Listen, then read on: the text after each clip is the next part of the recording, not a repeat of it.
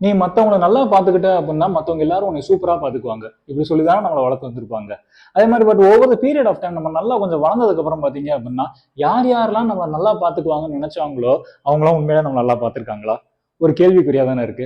ஒரு ஃபேமிலியை பொறுத்த வரைக்கும் ஒரு குட் பர்சன் அப்படின்னா என்ன ஒரு டெஃபினேஷன் அப்படின்னா, இந்த பையன் பாரு யார் யாருக்கு என்னென்ன வேணுங்கிறத ஓடி ஓடி போய் உதவி பண்றான், இந்த பொண்ணு பாரு அவங்க குடும்பத்துல யார் யாருக்கு என்னென்ன வேணும் அப்படிங்கிறத கரெக்டா தெரிஞ்சு வச்சு சூப்பரா பண்றான், எவன் நல்ல பையன் இல்ல, எவன் நல்ல பொண்ணு இல்ல. இதுதான் ஒரு குட் பர்சன் அப்படிங்கிறதுக்கு உண்டான ஒரு டெஃபினேஷன் ஃபேமிலியை பொறுத்த வரைக்கும் இருக்கு. பட் இப்போ மற்றவங்களுக்கு எல்லாத்துக்கும் என்னென்ன வேணும் அப்படிங்கறது ஃபுல்லா நான் பாத்துக்கிட்டேன் அப்படின்னா என்ன யார் தான் கவனிச்சுக்குவா? சரி மற்றவங்களை விட்டு தருங்க. இப்ப நான் என்ன நான் பாத்துக்கணும் அப்படின்னா மற்றவங்களுக்கு உண்டான அந்த டைம் எல்லாத்தையும் நான் போட்டு எனர்ஜி எல்லாத்தையும் நான் ஸ்பெண்ட் பண்ணிட்டேன் அப்படின்னா என்ன நான் பாத்துக்கிறதுக்கு நான் டைமும் என்கிட்ட கிடையாது இல்லை, என்ன பாத்துக்கிறதுக்கு உண்டான எனர்ஜி என்ன பாத்துக்கிறதுக்கு உண்டான தேவையான எஃபர்ட் எதுவுமே என்கிட்ட இல்லை. ஏன்னா எல்லாத்தையும் நான் மற்றவங்களுக்கே ஸ்பெண்ட் பண்ணிட்டேனே. மற்றவங்களுக்கு ஸ்பெண்ட் பண்ண டைம் நான் எனக்கு ஸ்பெண்ட் பண்ணியிருந்தேன் அப்படின்னா என் லைஃப் எவ்வளவு சூப்பரா இருந்திருக்கும். எவ்வளவு அருமையான ஒரு விஷயமா இருக்குல்ல. ஒரு அருமையான ஒரு கோட் இருக்குங்க. The most loving thing for the people around you what you can do is ஒன்னை நீ நல்லா பாத்துக்கிறதான். உன்னை சுத்தி உள்ளவங்களை நீ நல்லா பாத்துக்கணும் அப்படின்னா ஃபர்ஸ்ட் நீ ஒன்னை நீ நல்லா பாத்துக்க. உன்னை நல்லா பாத்துக்கிட்ட அப்படின்னா உன் சுத்தி உள்ளவங்க ஆட்டோமேட்டிக்கா சந்தோஷமா இருப்பாங்க அப்படின்ட்டு இந்த புக்ல சொல்றாங்க. The joy of being selfish. Selfish அப்படிங்கிற வேர்டுக்கு என்ன ஒரு அசம்ஷன் நம்ம எல்லாம் வச்சிருந்தோமோ அதை எல்லாத்தையும் உடச்சு தரமட்டமா ஆக்கிட்டு செல்ஃபிஷ் அப்படிங்கிறது ஒரு டிஃப்ரெண்டான ஆங்கிள் காட்டியிருக்காங்க. The joy of being selfish அப்படிங்கிறது மிஷல் எல்மேன் அப்படிங்கிறவங்க தான் இந்த புக் எழுதியிருக்காங்க. ஸோ இந்த புக்கோட ஒரு ரிவ்யூ தான் இன்னைக்கு நம்ம வீடியோல பார்க்க போறோம். என்னங்க ஒரு புக் படிக்கலாமா?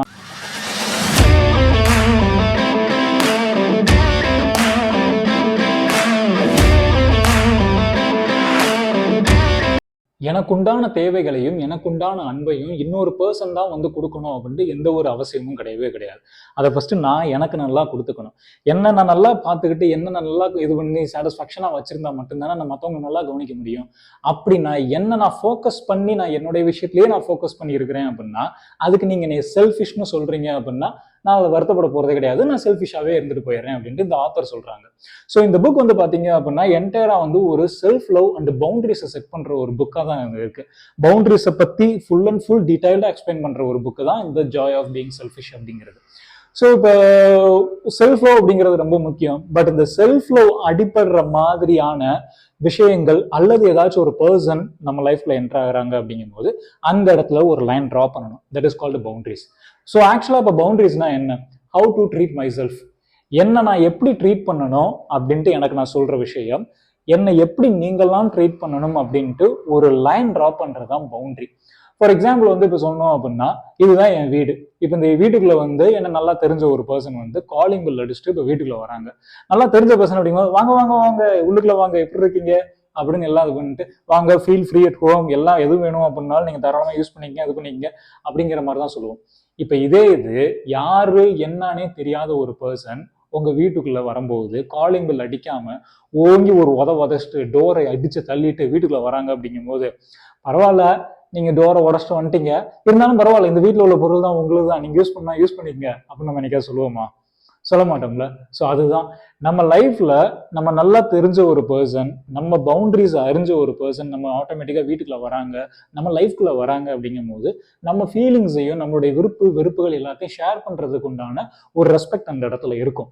பட் யாரு என்ன எதுனே தெரியாம உன்னை காயப்படுத்துற மாதிரியான ஒரு பர்சன் உன் லைஃப்குள்ள வராங்க அப்படிங்கும் போது அந்த இடத்துல பவுண்டரிஸ் அப்படிங்கிற ஒரு விஷயத்த நீ செட் பண்ணா மட்டும்தான் நீ நல்லா இருக்க முடியும் அப்படிங்கிறாங்க. ஸோ இதுதான் இந்த பவுண்டரிஸ். இந்த பவுண்டரிஸ் மட்டும் செட் பண்ணா மட்டும்தான் நம்ம லைஃப் வேற ஒரு பரிணாமத்துக்கு போகிறதுக்கு உண்டான ஒரு சான்சஸ் இருக்கு அப்படிங்கிறாங்க மிஷல் எல்மேன். ஸோ ஓகே, இப்போ பவுண்டரிஸ் வந்து இவ்வளவு விஷயங்கள் டீடைல்ஸா இருக்கு. என்னென்ன டைப்ஸ் ஆஃப் பவுண்டரிஸ் இருக்கு அப்படின்னா மெட்டீரியலிஸ்டிக் பவுண்டரிஸ் இருக்கு, பிசிக்கல் பவுண்டரிஸ் இருக்கு, emotional boundaries, intellectual boundaries, sexual boundaries. ஒரு பவுண்டரியில இத்தனை விஷயமா? ஆக்சுவலா நான் படிக்கும் போது எனக்கு இவ்வளவுதான் ஆச்சரியமா இருந்துச்சு, இதெல்லாம் இருக்கா அப்படின்ட்டு. ஏன்னா நம்ம அந்த மாதிரி ஒரு பர்சனாவே நம்ம ஃபேமிலியில அப்படியே வளர்த்துக்கவே மாட்டாங்களே. இதெல்லாம் படிக்கும் போது ஒரு டிஃப்ரெண்டான ஒரு ஆச்சரியமா தான் இருந்துச்சு. ஒரு மெட்டீரியலிஸ்டிக் பவுண்டரி அப்படிங்கும் போது இந்த பொருள்கள்லாம் சில விஷயங்கள்லாம் டச் பண்ணக்கூடாது அப்படின்னா டச் பண்ணக்கூடாது. இது இந்த காலேஜ் லெவல்ல most of the work places எல்லாம் பாத்தீங்க அப்படின்னா இந்த மெட்டீரியலிஸ்டிக் பவுண்டரிஸ் அப்படிங்கிற ஒரு விஷயம் கண்டிப்பா வந்திருக்கும். பிசிக்கல் பவுண்டரிஸ் அப்படிங்கிறது பாத்தீங்க அப்படின்னா இந்த குட் டச் பேட் டச் அப்படிங்கிறதுல இந்த பிசிக்கல் பவுண்டரிஸ்ல வந்திருக்கும். எமோஷனல் பவுண்டரிஸ் அப்படின்னு பாத்துக்கிட்டீங்க அப்படின்னா ஃபார் எக்ஸாம்பிள் வந்து மோஸ்ட் அந்த ஹோட்டல்ஸ்ல எல்லாம் ரெஸ்டாரண்ட்ஸ் எல்லாம் பார்த்துக்கிட்டீங்க அப்படின்னா வேற மேல யாரையாச்சும் உண்டான கோபத்தை வந்து நம்ம மேல காட்டுவாங்க, அல்லது வெயிட்டர் மேல காட்டுறது, வாட்ச்மேன் மேல காட்டுறது, ஏன்னா அவங்க எல்லாம் எதுவும் பேச மாட்டாங்க அப்படின்ட்டு அந்த மாதிரி காட்டுறது. அப்ப இது நீ ஃபர்ஸ்ட் சரி பண்ண, அதுக்கப்புறம் மேல் தான் அடுத்தவங்க நீ பார்க்க முடியும் அப்படிங்கிற மாதிரி யார் மேலேயே உள்ள கோபத்தை வந்து இங்க திணிக்கிற அப்படிங்கும்போது அந்த பர்சன் என்ன பண்ணா. ஸோ தான் எமோஷனல் பவுண்டரிஸ் அப்படிங்கிறது. இன்டெலெக்சுவல் பவுண்டரிஸ் அப்படின்னா என்ன அப்படின்னா அடுத்தவங்களுடைய ஒப்பீனியனுக்கு நீ தலை சாயறது. ஃபார் எக்ஸாம்பிள் வந்து நான் சொல்றத கேளு, உனக்கு இது சூப்பரா இருக்கும், இந்த டிஷ்ஷை நீ செட் பண்ணி பாரு, உனக்கு இது பிடிக்கும். ஆமாங்க நீங்க சொல்றது கரெக்ட் தாங்க. இது உனக்கு பிடிக்கவே பிடிக்காதா, வேணாடா சாப்பிடாதா, ஆமாங்க நீங்க சொல்றது கரெக்ட் தாங்க. இதை ட்ரை பண்ணாதரா, ஆமாங்க நீங்க சொன்னது கரெக்ட் தாங்க. ஸோ அடுத்தவங்களோட ஒப்பீனியன்ஸ்க்கு ஃபுல்லா நீ தலை சாய்ச்சிக்கிட்டே இருக்க அப்படின்னா அதுதான் இன்டெலெக்சுவல் பவுண்டரிஸ் அப்படிங்கிறது. செக்ஷுவல் பவுண்டரிஸ் அப்படிங்கிறது சொல்லவே தேவையில்ல. நம்மளுக்கு பிடிச்ச விஷயங்களை பண்றது, பிடிக்காம விஷயங்கிறத வந்து கொஞ்சம் தள்ளியே இருக்கு. இத்தனை பவுண்டரிஸ் இருக்கு. ஓகே, ஃபர்ஸ்ட் இந்த பவுண்டரிஸ் வந்து எப்படி செட் பண்ணணும் அப்படின்னா, ஃபர்ஸ்ட் அதுக்கு பவுண்டரி செட் பண்றதுக்கு முன்னாடி உனக்கு என்னென்ன விஷயங்கள்லாம் பிடிக்கும் அப்படிங்கிறத நம்ம நோட் பண்ணணும். நம்மளுக்கு என்னென்ன விஷயங்கள் பிடிச்சிருக்கு, சில விஷயங்கள் நம்ம பிடிச்ச விஷயங்கள் பண்ணும்போது நம்மளுக்கு எப்படி ஃபீல் ஆகுது, சில பேர் நம்மளை ரெஸ்பெக்டோட நடத்துறாங்க அப்படிங்கும்போது நம்மளுக்கு எப்படி ஃபீல் ஆகுது, ரெஸ்பெக்ட் இல்லாம மரியாதையே இல்லாம நடத்துறாங்க அப்படிங்கும்போது நம்மளுக்கு எப்படி ஃபீல் ஆகுது, இதெல்லாம் நோட்டீஸ் பண்றதுக்கு அப்புறம் தான் வந்து நம்மளால பவுண்டரிஸை வந்து நம்மளால ஈஸியா செட் பண்ண முடியும் அப்படிங்கிறாங்க. ஃபார் எக்ஸாம்பிள் வந்து பாத்தீங்க அப்படின்னா, இப்போ நம்ம வீட்டிலே எடுத்துக்கிட்டோம், இப்போ நம்ம அம்மாவையோ நம்ம அப்பாவையோ நம்ம கேட்டோம் அப்படின்னா, ஒரு இடத்துல போய் ஒரு ஹோட்டலில் போய் உட்கார வச்சு சாப்பிடுவோம். என்னம்மா வேணும் உங்களுக்கு, உங்களுக்கு என்ன பிடிச்சிருக்கோ அதை ஆர்டர் பண்ணுங்க அப்படின்னா, எனக்கு என்னப்பா வேணும், நீ எதோ ஆர்டர் பண்ற அதே சொல்லுப்பா அப்படிம்பாங்க. ஒரு ட்ரெஸ் கடைக்கு போகும்போது நம்ம அப்பாவை கேட்குறோம் அப்படின்னா, என்னப்பா வேணும் உங்களுக்கு, என்ன ட்ரெஸ் வேணும் அப்படின்னா, எனக்கு என்னப்பா உனக்கு என்ன தோணுதோ அதை நீ பண்ணுப்பா அப்படிம்பாங்க. ஸோ இது எதனால இந்த விளைவுகள் வருது அப்படின்னா, அவங்களுக்கு என்ன வேணும் அப்படிங்கிறதையே தெரியாம நம்மளுக்கு என்ன வேணும் அப்படிங்கிறதுலே அவங்க லைஃப்பை ஃபுல்லாக ஸ்பெண்ட் பண்ணதுனால அவங்களுக்கு என்ன தேவை அப்படிங்கிறதுல அவங்க ஃபோக்கஸ் பண்ணாமே இருந்துட்டாங்க. ஸோ ஆட்டோமேட்டிக்காக அதனால என்ன ஆகுது அப்படின்னா அவங்களுக்கு என்ன தேவை அப்படிங்கிறது அவங்களுக்கு மறந்தே போயிடும். அவங்களுக்கு எது பிடிக்கும், அவங்களுக்கு எது பிடிச்ச விஷயத்த பண்ணும்போது அவங்க எப்படி ஃபீல் பண்ணுறாங்க, இதெல்லாம் அவங்க டெஸ்ட் பண்ணாமல் ஆட்டோமேட்டிக்காக அவங்க மறந்து போகிறதுனால தான் வந்து எந்த ஒரு விஷயத்துக்கும், ஒரு சாப்பிட்றதுலேருந்து துணிமணி வாங்குறதுலேருந்து எந்த ஒரு இடத்துக்கு போகிறது வரைக்கும் எல்லாமே பார்த்தீங்க அப்படின்னா அவங்களோட பிள்ளைகளோட ஒப்பீனியன்லேயே போகிறது. ஸோ இதுதான் வந்து பவுண்டரிஸ் அப்படிங்கிற ஒரு விஷயம் இல்லாம இருக்கிறதுக்கு உண்டான ஒரு சந்தர்ப்பம், சூழ்நிலை அப்படிங்கிறது. பவுண்டரிஸ் கண்டிப்பா வேணுமா? ஒரு மனுஷன் வந்து தன்னுடைய ஹெல்த்தையோ அல்லது தன்னுடைய மென்டல் ஹெல்த்தையோ பிசிக்கல் ஹெல்த்தையோ நல்லபடியா பார்த்துக்கணும் அப்படிங்கும் போது சில பிடிச்ச விஷயங்களை நீ பண்ற அப்படிங்கும் போது அந்த பிடிச்ச விஷயங்கள் பண்ணதுக்கு அப்புறம் நம்மளுக்கு ஒரு ஃபீலிங்ஸ் வரும் இல்லையா, ஒரு சாட்டிஸ்ஃபேக்ஷன் வரும் இல்லையா. அப்ப அந்த சாட்டிஸ்ஃபேக்ஷனை நம்ம உணர்ந்துட்டோம் அப்படின்னாலே இன்னொருத்தவங்க அந்த சாட்டிஸ்ஃபேக்ஷனை உடைக்கிற மாதிரியான, ரெஸ்பெக்ட் இல்லாத மாதிரியான சில விஷயங்கள் பண்றாங்க அப்படின்னா அந்த இடத்துல பவுண்டரிஸ் அப்படிங்கிற ஒரு விஷயத்தை செட் பண்ணணும் அப்படின்னு நம்மளுக்கு ஒன்று தோணிடும். ஸோ இதுதான் பவுண்டரிஸ் அவசியம் அப்படிங்கிற ஒரு விஷயத்த நிர்பந்தத்தை உண்டு பண்றது. ஓகே, இப்ப நிறைய பேர் பாத்தீங்க அப்படின்னா இந்த பவுண்டரிஸ் செட் பண்ணாமே இருப்பாங்க. அது ஏன் அப்படின்னா மற்றவங்களுக்கு நம்மளை பிடிக்காம போயிருமோ அந்த ஒரு பயம்தான். மற்றவங்களுக்கு நம்மளை பிடிக்காம போயிடுச்சு அப்படின்னா, மற்றவங்க நம்மகிட்ட பேசாம இருந்துட்டாங்க அப்படின்னா, ஸோ இந்த மாதிரியான சில பயங்கள் தான் இந்த பவுண்டரி செட் பண்ணாம விடாம தடுத்துக்கிட்டே இருக்கிறது. உங்களுக்கு ஒன்னே பிடிக்காம போயிருச்சு அப்படின்னு நீங்க நினைக்கவே நினைக்காத. ஃபார் எக்ஸாம்பிள் வந்து ஒன்ன பிடிச்சவங்க உன் ஃபேமிலி இப்ப பாத்துக்கிட்டோம் அப்படின்னா, நம்ம அம்மா அப்பாவை நம்ம நல்லா தெரிஞ்சவங்க பாத்தீங்க அப்படின்னா அவங்களுக்கு என்ன பிடிக்கும் என்ன பிடிக்காது அப்படின்ட்டு நம்மளுக்கு நல்லா நம்ம நிர்பந்தமா கவனிச்சு அவங்களுக்கு பிடிச்ச விஷயத்த நம்ம செஞ்சு கொடுத்துக்கிட்டே இருக்கோம் அப்படிங்கும் போது ஆட்டோமேட்டிக்கா அந்த பயம் வர தேவையில்லை. இப்ப இதே இது உனக்கு பிடிக்காதவங்க, உனக்கு தெரியாதவங்க ஒரு விஷயத்த ஏதாச்சும் ஒண்ணு பண்றாங்க அப்படின்னா மட்டும்தான் இவங்களுக்கு பிடிக்காம போயிருமோ அப்படிங்கிற அந்த பர்சன் உனக்கு பிடிக்காம போனாலும் ஒன்றும் ப்ராப்ளம் இல்லை அப்படிங்கிறாங்க. அப்போ உனக்கு பிடிக்காத விஷயத்த ஒருத்தவங்க பண்றாங்க அப்படிங்கும்போது எதுக்கு அந்த பர்சன் உங்க லைஃப்ல தேவையே இல்லையில. ஒன்ன பிடிச்சவங்க, ஒன்னா நல்லா தெரிஞ்சவங்க உனக்கு பிடிச்ச விஷயத்த பண்ணி கொடுக்குறாங்க அப்படிங்கும்போது அந்த பர்சன் நம்ம லைஃப்ல வச்சுக்கிட்டு அவங்களுக்கு பிடிச்ச விஷயத்த நம்ம பண்ணி கொடுத்தாலே போதும்ல. நம்மளுக்கு பிடிக்காத ஒரு விஷயத்த தெரிஞ்சே நம்மகிட்ட திணிக்கிறாங்க அப்படிங்கும்போது the person don't need in our லைஃப்ல அப்ப தேவையில்லை. அந்த பயத்தை பத்தி அந்த ஒரு விஷயத்தை பத்தி நம்ம பயப்படவே தேவையில்லை அப்படிங்கிறாங்க.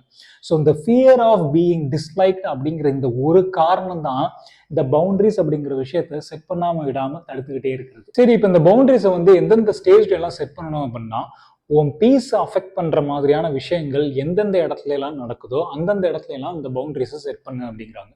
ஃபார் எக்ஸாம்பிள் வந்து உனக்கு பிடிக்காத ஒரு விஷயத்த வந்து ஒரு பர்சன் உங்ககிட்ட திணிக்கிறாங்க அப்படின்னா அந்த இடத்துல நோ சொல்லு.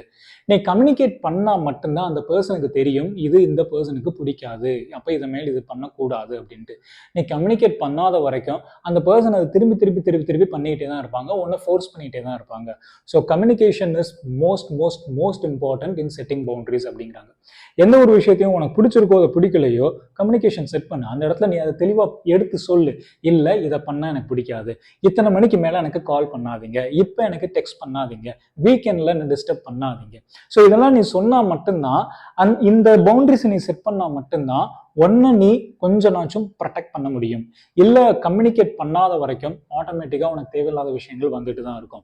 ஸோ நோ சொல்றது அப்படிங்கிறது மிகப்பெரிய ஒரு விஷயம். அப்படிங்கிற நோ சொல்ல வேண்டிய இடத்துல கண்டிப்பா நோ சொல்லணும். அப்படின்னா தான் நீ உனக்கு நீ எஸ் சொல்லிட்டு இருக்க அப்படின்ட்டு. மற்றவங்களுக்கு நீ நோ சொல்றது அப்படிங்கிறதுனால நீ கெட்டவன் அல்லது செல்ஃபிஷ் அப்படிங்கிற மாதிரி கிடையாது. Actually you are saying S to your self. உனக்கு ஒரு படம் பார்க்க பிடிச்சிருக்கா, தனியா படம் பார்க்க பிடிச்சிருக்கா அப்படின்னா you are saying S to your self rather than saying no to others. So அடுத்தவங்களுக்கு நோ சொல்ற விஷயத்துல நோ கண்டிப்பா சொல்லு. லிமிட்டிங் இன்ஃபர்மேஷன் அப்படிங்கிறாங்க. எல்லா இடத்துலயும் எல்லா சூழ்நிலையிலையும் உன்னை பத்தின இன்ஃபர்மேஷனை வாண்டடா போய் நீயே சொல்லிட்டு இருக்காத. ஒரு சோசியல் மீடியாவாகட்டும் அல்லது ஒரு ஏதாச்சும் ஒரு கடையிலயோ, ஃபார் எக்ஸாம்பிள் ஒரு பர்ச்சேஸ் பண்ண போறோம், ஒரு ட்ரெஸ் பர்ச்சேஸ் பண்ண போறோம் அப்படின்னா உடனே ஒரு மொபைல் நம்பர் கேட்கறான் அப்படின்னா உடனே நம்ம மொபைல் நம்பர் ஷேர் பண்ணிடுவோம். அவன்ட்டு நம்ம செகண்டா ஒரு இது கேட்க கூட மாட்டோம், எதுக்கு இந்த மொபைல் நம்பர், இல்ல வேணாம் மொபைல் நம்பர் இல்லாம ப்ராசஸ் பண்ண முடியும் அப்படின்னா இன்வாய்ஸை ப்ராசஸ் பண்ணுங்க அப்படின்னு நம்ம சொல்ல கூட மாட்டோம். நம்ம மொபைல் நம்பர் கொடுத்துருவோம். மொபைல் நம்பர் கொடுத்து முடிச்சுட்டு வீட்டுக்கு ஒரு 10 நாள் கழிச்சு பார்த்தோம் அப்படின்னா அந்த கடையில இருந்து தேவையில்லாத மெயில் மெசேஜ் எல்லாமே வந்துட்டு இருக்கும். அதுக்கப்புறம் நம்ம போட்டு மண்டையை உருட்டிட்டு இருக்கோம். ஸோ அதுக்கு நீ இன்ஃபர்மேஷன் நீ ஷேர் பண்ணாமே இருந்த அப்படின்னா இதை ஃபுல்லா நீ தவிர்த்துட்டு இருக்கணும்ல. ஸோ அதுதான் ஒரு பவுண்டரி செட்டிங் அப்படிங்கிறது.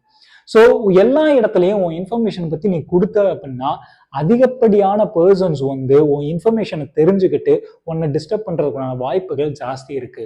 ஸோ ஆட்டோமேட்டிக்கா நீ தேவையில்லாத பர்சன்ஸ் எல்லாம் உன் லைஃப்குள்ள இன்வைட் பண்ற அப்படிங்கிற மாதிரி. ஸோ ஒரு சோசியல் மீடியாவாகட்டும் உனக்கு தேவையான விஷயங்களை மட்டும் எந்தெந்த விஷயங்களை ஷேர் பண்ணணுமோ அதை மட்டும் நீ ஷேர் பண்ணு. எல்லா இன்ஃபர்மேஷனையும் ஷேர் பண்ண அப்படின்னா அது நீ உனக்கே வச்சுக்கிட்ட ஆப்பு அப்படிங்கிற மாதிரி. இந்த பவுண்டரிஸ் எல்லாம் செட் பண்றதுனால ஒரு ஃபிளிப் சைடு என்ன அப்படின்னா, நம்மளை மிஞ்சி மிஞ்சி போனா என்னமா சொல்லுவாங்க, ரொம்ப சுயநலவாதி, ஒரு செல்ஃபிஷ் அப்படிம்பாங்க. நம்மளுக்கு ஒரு பட்டமே கட்டிடுவாங்க இவன் செல்ஃபிஷ் அப்படிங்கிற மாதிரி. ஸோ இதுல இன்னொரு சின்ன ஒரே ஒரு பாயிண்ட் இருக்கு, என்ன அப்படின்னா 1000 பேர் உன்னை தெரியாம உன்னை புரியாம உனக்கு என்னென்ன பிடிக்கும் அப்படின்ட்டு இருக்கலாம உனக்கு தெரியாமையே ஒரு 1000 ஃப்ரெண்ட்ஸ் இருக்காங்க அப்படின்னா அவங்கள விட உன்னை நல்லா தெரிஞ்சவங்க, நல்லா பார்த்துக்க கூடியவங்க, நல்லா பிடிச்சவங்க ஒரு 3 பேர் இருந்தா எவ்வளவோ மேல் தானே. ஸோ அவ்வளோதான் இதோட ஃபிளிப் சைடு. ஸோ உன்னை பற்றி உனக்கு எதுவுமே தெரியாமல் ஒரு 1000 பேர் ஒரு செல்ஃபிஷ் அப்படின்னு உனக்கு ஒரு டேக்லைன் வைக்கிறாங்க அப்படின்னா அதை விட இந்த 3 பேர் விட்றா பார்த்துக்கலாம் நாங்கள் இருக்கோம்டா அப்படின்னு சொல்கிறாங்க அப்படின்னா இவங்களை நீங்கள் ஃபோக்கஸ் பண்ணுங்க, அவங்கள ஃபோக்கஸ் பண்ணாதீங்க. ஸோ ஈவன் தோ உன்னை செல்ஃபிஷ்னு சொன்னாலும் கவலைப்படாத. பவுண்டரிஸ் என்ன வேற எந்தெந்த இடத்துல எல்லாம் செட் பண்ணுறதுக்கு ஆப்ஷன்ஸ் இருக்குது அப்படின்னா, ஒர்க் பிளேஸ் பவுண்டரிஸ் இப்போ பார்த்துக்கிட்டீங்க அப்படின்னா உன்னுடைய ஷிஃப்ட் டைமிங்ஸ் ஒரு 6 o'clock முடிஞ்சிருச்சு அப்படின்னா ஆப்வியஸாக அந்த இடத்துல லாக் ஆஃப் பண்ணிட்டு வந்துரு. இல்லை உன்னுடைய ஒர்க் ஷாப் அல்லது நீ ஒரு மேனுஃபேக்சரிங் இண்டஸ்ட்ரியில் ஒர்க் பண்ணிருக்க அப்படின்னா ஒரு 8 o'clock லாகின் பண்ணுறோம் முடிக்கணும் அப்படின்னா முடிச்சுட்டு உன் வேலையை 8 o'clock முடிச்சு நீ வந்துரு. அதுக்கு மேலே நீ ஒர்க் பண்ணிட்டு இருக்க அப்படின்னா உன் ஃபேமிலிக்கு நீ இம்பார்ட்டன்ஸ் கொடுக்கல அப்படிங்கிற மாதிரி, உன் ஃபேமிலியோடைய டைம் ஸ்பெண்ட் பண்ணுறது நீ ரொம்ப கிராண்டடாக எடுத்துக்கிற அப்படிங்கிற மாதிரி. அது ஃபேமிலி மட்டும் கிடையாதுங்க, நம்ம மென்டல் ஹெல்த்து தான். இன்னொன்று ஒரு சாட்டர்டேவோ அல்லது சண்டேவோ எக்ஸ்ட்ராவா ஒர்க் பண்ண வைக்கிறாங்க அப்படின்னா அந்த இடத்துல ஒரு காம்பன்சேஷன் கேளு, அல்லது அந்த இடத்துல ஒரு லீவ் அடிஷனல் லீவ் கேளு. ஏன்னா இதெல்லாம் இப்போ நீ கேட்டா மட்டும்தான், கம்யூனிகேட் பண்ணா மட்டும்தான் அந்த இடத்துல கொடுக்க முடியும். நீ கேட்காமே இருந்த அப்படின்னா அவங்க சரி இவன் தானே, இவன் எதுவுமே பேச மாட்டான், அதனால இவன்ட்டு அதிகமான லோடு ஒப்படைக்கலாம் அப்படின்னு சொல்லிட்டு ஓமேலே இன்னும் அதிகப்படியான ஒர்க்கை கொடுத்துக்கிட்டே இருப்பாங்க. ஸோ ஆப்வியஸ்லி நீ கேட்டா மட்டும்தான் எல்லாமே கிடைக்கும். ப்ரமோஷனாக இருந்தாலும் சரி, காம்பன்சேஷனாக இருந்தாலும் சரி, எல்லாமே அந்த இடத்துல நீ பவுண்டரி செட் பண்ணாமல் நீ வேலை பார்த்துட்டே இருந்த அப்படின்னா இந்த company will take grant of you. அந்த மாதிரி தான். இன்னொன்று ஒரு ஆஃபீஸ் இப்போ ஒரு சண்டே இருக்கு அப்படின்னா சண்டே ஆஃபீஸ் கால்ஸ், ஃபேமிலிக்கு டைம் ஸ்பெண்ட் பண்ற அப்படின்னா ஆஃபீஸ் கால் அட்டன் பண்ணாத, மெசேஜ் பண்ணாத, டெக்ஸ்ட் பண்ணாத, எதுவுமே பண்ணாத. முழுக்க ஃபேமிலியோட டைம் ஸ்பெண்ட் பண்றது மாதிரி பார்த்துக்க. இது டைமிங் அப்படிங்கிறத பொறுத்த வரைக்கும் ஆஃபீஸ் அந்த ஒர்க் பிளேஸ் அப்படிங்கிறது. இப்போ இதே ஒர்க் பிளேஸ்ல மோஸ்ட் ஆஃப் த டைம் நம்ம ஒர்க் பிளேஸ்ல தான் ஸ்பெண்ட் பண்றோம் அப்படிங்கிறதுனால அந்த இடத்துல ஒரு ஃப்ரெண்ட்ஷிப் அப்படிங்கிறது உருவாகிறதுக்கான வாய்ப்புகள் ஜாஸ்தி இருக்கு. Irrespective of any gender friendship அப்படிங்கிறது கண்டிப்பா உண்டாயிரும். ஸோ அந்த இடத்துல ஒரு கலீகா ட்ரீட் பண்ண வேண்டிய இடத்துல நீ கண்டிப்பா கலீகா தான் ட்ரீட் பண்ணி ஆகணும். ஃப்ரெண்டா ட்ரீட் பண்ண வேண்டிய இடத்துல ஃப்ரெண்டா ட்ரீட் பண்ணி ஆகணும். அந்த இடத்துல ஒரு ஃப்ரெண்ட்ஷிப் உருவாயிடுச்சு அப்படின்னா ஒர்க் டைமிங்ல கலீகா ட்ரீட் பண்ணு, பர்சனல் ஹவர்ஸ்ல ஃப்ரெண்டா ட்ரீட் பண்ணு. அந்த ஒர்க் டைம்ல நீ ஃப்ரெண்டா இது பண்ணி அந்த இடத்துல பார்த்த அப்படின்னா அவங்க மேல அதிகமா அட்வான்டேஜ் எடுக்கிறதுக்கான ஆப்ஷன்ஸ் நிறைய இருக்கும். இது என்ன மாதிரி அப்படின்னா உன் கரியரவே பாதிக்கிற லெவலுக்கு வரும் அப்படிங்கிறாங்க. இது ஒர்க் பிளேஸ்ல. செகண்ட், கமிங் டு ரிலேஷன்ஷிப்ல ஆரம்ப காலகட்டத்திலையும் சரி அல்லது ஒரு கல்யாணத்துக்கு அப்புறமும் சரி, இப்போ வந்து ஒரு பர்சனோட டேட்டிங் பண்ணிட்டு இருக்க அப்படிங்கும்போது அந்த பர்சன் டேட்டிங் பண்ணும்போது அவங்களோட இன்ட்ரெஸ்ட்டுக்கு நீ ரெஸ்பெக்ட் கொடு. அவங்களோட டைம் ஆகட்டும், அவங்களுடைய ஃபீலிங்ஸ் ஆகட்டும், அல்லது அவங்களுடைய சாப்பிட்ற பண்ணும்போது அவங்களுடைய டேஸ்ட் ஆகட்டும், எல்லாத்தையும் நீ ரெஸ்பெக்ட் கொடுத்தா மட்டும்தான் ஒவ்வொரு உன்னோட என்டையர் லைஃப்லையுமே வந்து அந்த பர்சன்ஸோடைய ஃபீலிங்ஸ் எல்லாத்துக்கும் நீ ரெஸ்பெக்ட் கொடுப்ப. இல்லை அப்படின்னா அந்த பர்சன்ஸை நீ ரொம்ப கிராண்டடா எடுத்துக்கிற அப்படிங்கிற மாதிரி. இது வந்து ஒரு டேட்டிங் மட்டும் கிடையாது, ஒரு மேரிட்டல் ரிலேஷன்ஷிப்ல முதற்கொண்டு ஹஸ்பண்ட் ஆகட்டும், ஒய்ஃப் ஆகட்டும், அவங்களுடைய ஃபீலிங்ஸுக்கும் அவங்களுடைய உணர்வுகளுக்கும் மதிப்பு கொடுக்கணும் அப்படிங்கிறது கண்டிப்பா முக்கியம். மதிப்பு கொடுக்காம போயிட்டோம் அப்படின்னா அந்த இடத்துல ஏதாச்சும் ஒரு பர்சன் டாமினேட் ஆகிற மாதிரி ஃபீல் வரும். அப்ப இந்த பர்சனுக்கு என்னடா நம்ம ரொம்ப நம்மளை இலக்காரம் நினைக்கிறாங்களே அப்படின்ட்டு அந்த இடத்துல தான் ஒரு மேரேஜ் ரிலேஷன் பிரேக் ஆகிறதுக்கு உண்டான வாய்ப்புகள் ஜாஸ்தி. இப்போ கமிங் டு த ஃப்ரெண்ட்ஷிப். ஃப்ரெண்ட்ஷிப்ல பார்த்துட்டீங்க அப்படின்னா காசிப்பிங் அப்படிங்கிற ஒரு விஷயம் ரொம்ப இருக்கும். ஃபார் எக்ஸாம்பிள் வந்து இப்போ ஒரு பர்சன் இல்லாத டைம்ல நம்மளுடைய ஃப்ரெண்டு அந்த பர்சனை பத்தி நம்மகிட்ட காசிப் பண்றாங்க அப்படின்னா நீ வந்து அந்த இடத்துல சொல்லணும், உனக்கு அந்த பர்சன் மேல எதுவும் ஒரு இது இருக்கு, ப்ராப்ளம் இருக்கு அப்படின்னா அந்த பர்சன் நீ டைரக்டா பேசு, ப்ராப்ளத்தை சால்வ் பண்ணு. அதெல்லாம் அதை விட்டுட்டு அந்த பர்சன் இல்லாத டைம்ல நீ அந்த பர்சனை பத்தி நம்மகிட்ட காசிப் பண்றீங்க அப்படின்னா this is not a healthy way of friendship அப்படின்னு நீ சொன்னா மட்டும்தான் நாளைக்கு நீ இல்லாத டைம்ல அந்த உன்னுடைய ஃப்ரெண்டு உன்னை பத்தி மற்றவங்க கிட்ட காசிப் பண்ணாம இருப்பாங்க. ஒரு பர்சன் இல்லாத டைம்ல அந்த பர்சனை பத்தி உன்கிட்ட காசிப் பண்றாங்க அப்படிங்கும் போது நாளைக்கு நீ இல்லாத டைம்ல உன்னை பத்தி காசிப் பண்றதுக்கு ஆப்பர்ச்சுனிட்டி நிறையவே இருக்குல்ல. ஸோ இதுதான் ஒரு ஹெல்த்தி வே ஆஃப் ஃப்ரெண்ட்ஷிப் வளர்றதுக்குண்டான சான்சஸ். இந்த இடத்துல சில விஷயங்கள் உன்னோட வேல்யூ அடிபடுது அப்படின்னா அந்த வேல்யூ அடிபடாத மாதிரி நீ பார்த்துக்க. அப்படின்னா தான் உன் ஃப்ரெண்ட்ஷிப்பை நீ நல்லபடியாக டெவலப் பண்ண முடியும். ஓ மேலையும் மற்ற பர்சனுக்கு ஒரு நல்ல ரெஸ்பெக்ட் வரும். இன்னொன்று வந்து பார்த்தீங்க அப்படின்னா ஒரு ஃப்ரெண்ட்ஷிப் இப்போ எங்கேயாச்சும் நீங்கள் வெளில போறீங்க, இது பண்ணுறீங்க, உன் ஃப்ரெண்டு கால் பண்ணுறாங்க அப்படின்னா டைமிங் ஒரு 7 o'clock அப்படின்னா டைமிங் கரெக்ட் டைமுக்கு போங்க. இல்லை அப்படின்னா உன்னால் வர முடியல, லேட் ஆகுது அப்படின்னா கம்யூனிகேட் பண்ணு அப்படிங்கிறாங்க. உன் ஃப்ரெண்டுகிட்ட கால் பண்ணியோ அல்லது மெசேஜ் பண்ணியோ கம்யூனிகேட் பண்ணால் மட்டும்தான் அந்த ஃப்ரெண்டுக்கு தெரிய வரும். இல்லை கம்யூனிகேட் பண்ணாமல் நீ எடுத்துக்கிட்ட அப்படின்னா அவங்களோட டைமிங்கை நீ ரொம்ப இலக்காரமாக எடுத்துக்கிற. ஸோ இந்த இடத்துல டைமிங் அப்படிங்கிறதுக்கு பவுண்டரி செட் பண்ணுறதுக்கான விஷயங்கள் வருது. ஸோ இதெல்லாம் ஃப்ரெண்ட்ஷிப்பில். இப்போ ஃபேமிலி எடுத்துக்கிட்டோம் அப்படின்னா வென்னவர் இப்போ வந்து சின்ன வயசை பொறுத்த வரைக்கும் பார்த்தீங்க அப்படின்னா அப்பா, தாத்தா, சித்தப்பா, சித்தி, குழந்தனாரு, பாட்டனாரு இப்படின்னு நிறைய விஷயங்கள்லாம் இருக்கும். பட் நம்ம வளர்ந்ததுக்கு அப்புறமும் அவங்ககிட்ட அதே பாண்ட் நம்மளுக்கு மெயின்டைன் ஆகிட்டு இருக்கா. அப்படி மெயின்டைன் ஆச்சு அப்படின்னா சந்தோஷம். பட் அந்த பாண்ட் மெயின்டைன் ஆகலை அப்படிங்கும் போது அந்த பர்சன் நம்ம தேவையில்லாத நம்ம லைஃப்ல வந்து அட்வைஸ் பண்றதோ கவுன்சில் பண்றதோ அதெல்லாம் தேவையில்லை. ஸோ அந்த இடத்துல ஃபேமிலியில் அப்படிங்கிறதுல ஒரு விஷயம் பவுண்டரி ட்ராப் பண்ண அப்படிங்கிறாங்க. இது ஒரு பக்கம்.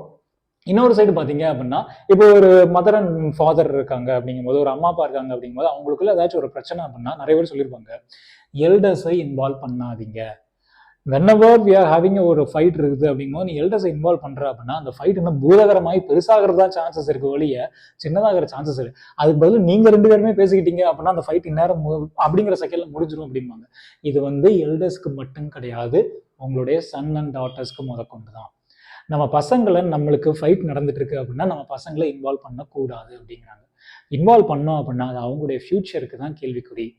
இன்னொன்று வந்து ஆட்டோமேட்டிக்காக அந்த பசங்களுக்கும் அந்த பையனுக்கும் தெரிய ஆரம்பிக்கும். ஸோ நம்ம அம்மா அப்பா கூட ஏதோ சரியில்லை போல அப்படின்ட்டு அவனுடைய மைண்ட் செட்டில் அது ஆரம்பிச்சு அது ஒரு மென்டல் ட்ராமா ஆகிறதுக்கு உண்டான சான்சஸ் வரைக்கும் போகக்கூடிய வாய்ப்புகள் இருக்குது அப்படிங்கிறாங்க. ஸோ அந்த இடத்துல ஒரு பவுண்டரி செட் பண்ணுறது என்ன அப்படின்னா நம்ம 2 பேரும் கம்யூனிகேட் பண்ணுற விஷயங்கள் நம்மளுக்குள்ள தான் இருக்கணும். அது வெளியில் நம்ம பசங்களுக்கும் போகக்கூடாது, பெரியவங்களுக்கும் போகக்கூடாது அப்படின்னு ஒரு பவுண்டரியை செட் பண்ணணும். இதுதான் ஃபேமிலிக்குள்ள நம்ம செட் பண்ண வேண்டிய ஒரு பவுண்டரி. ஸோ இது மாதிரி ஒவ்வொரு சர்க்கம்ஸ்டன்சஸ்லையும் ஒவ்வொரு பவுண்டரி நம்ம செட் பண்றோம் அப்படிங்கும் போது அந்த பவுண்டரி பல இடத்துல பல விஷயங்கள்ல நம்மளுக்கு அது ரொம்ப ஹெல்ப்ஃபுல்லா இருக்கும் அப்படிங்கிறாங்க இந்த ஆத்தர். ஸோ பவுண்டரிஸ் அப்படிங்கிறது வந்து லைஃப்ல கண்டிப்பா முக்கியம். ஒரு தடவை இந்த பவுண்டரியை ஃபுல்லா செட் பண்ணி நம்ம பார்த்துட்டோம் அப்படின்னா ஆட்டோமேட்டிக்கா நம்ம லைஃப்ல சின்ன சின்ன சேஞ்சஸ்லாம் உருவாகிறது நம்மளால ஃபீல் பண்ண முடியும், கண்டிப்பா ஃபீல் பண்ண முடியும் அப்படிங்கிறாங்க இந்த ஆத்தர். ஸோ இதாங்க இந்த entire book the joy of being selfish அப்படிங்கிறது. ஸோ இந்த புக்கோட ஒரு கம்ப்ளீட் ஒரு பவுண்டரிஸ் அப்படிங்கிறதுனால ஒரு ஃபுல்லா முடிச்சுட்டு பாத்தீங்க அப்படின்னா நம்ம லைஃப்ல இந்த மாதிரி நம்ம பவுண்டரி செட் பண்ணிருக்கலாமே, செட் பண்ணியிருந்தா இந்நேரம் நம்ம இவ்வளவு தூரம் அஃபெக்ட் ஆயிருக்க சான்ஸே இல்லையே அப்படின்னு நம்மளுக்கே தோண ஆரம்பிக்கும். ஸோ இந்த புக்கோட ஒரு லிங்க் அமேசான் லிங்க் கீழே இருக்கு, டிஸ்கிரிப்ஷன்ல இருக்கு, கிளிக் பண்ணி வாங்கி மறக்காம படிங்க, படிச்சுட்டு எப்படி இருந்துச்சுன்னு சொல்லுங்க. And thank you so much for all the subscribers. நிறைய பேர் சப்ஸ்கிரைப் பண்ணிட்டு இருக்கீங்க வீடியோவை, நிறைய பேர் வீடியோ பாக்குறீங்க, நிறைய பேர் ஷேர் பண்றீங்க, நிறைய பேர் கமெண்ட் பண்றீங்க. தேங்க்ஸ் எல்லாம், தேங்க்யூ ஸோ மச். இன்னும் வேற என்னென்ன புக்ஸ் எல்லாம் படிக்கலாம் அப்படின்ட்டு மறக்காம கமெண்ட் செக்ஷன்ல போடுங்க. கண்டிப்பா என்ன ஒரு புக் அப்படிங்கிறத படிச்சுட்டு நெக்ஸ்ட் ரிவ்யூல மீட்